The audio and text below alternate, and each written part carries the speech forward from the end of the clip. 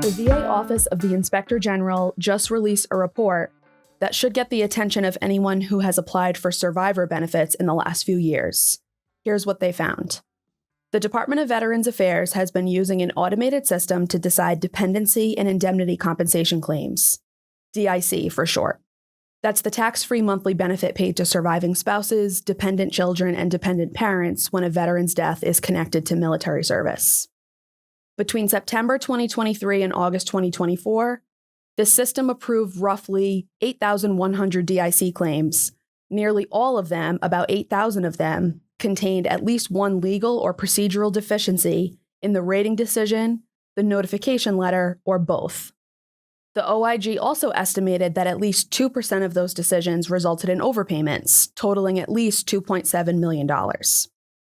Here's an example from the report. A veteran had passed away in 2023.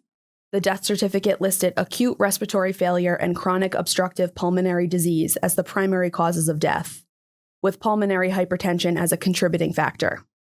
The automated system granted DIC by treating that pulmonary hypertension as service-connected hypertension, but those are actually different conditions.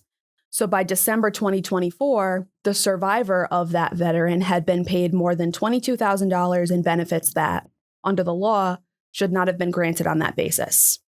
So what does this actually mean for survivors? First, if you receive DIC through this automated process, you probably want to take a close look at your notification letter. The OIG estimated that around 7,000 letters were missing required information about favorable findings.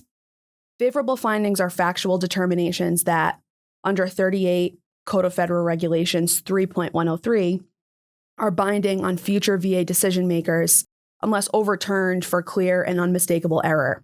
In plain language, they protect you in any future review of your claim. If they're not spelled out in your letter, you may not know what protections you actually have for the future.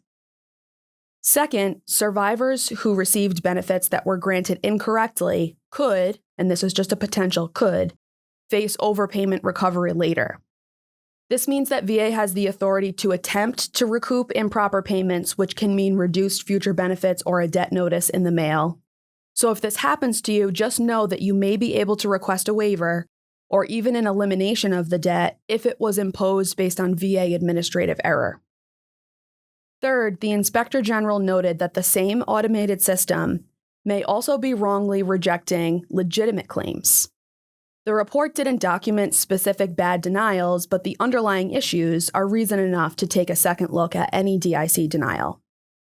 If your claim was denied and you believe that the evidence supports a grant, be aware that you generally have 1 year from the date of the decision to request a higher level review, to file a supplemental claim, or to appeal to the Board of Veterans' Appeals. If the 1 year has expired, you may have additional options.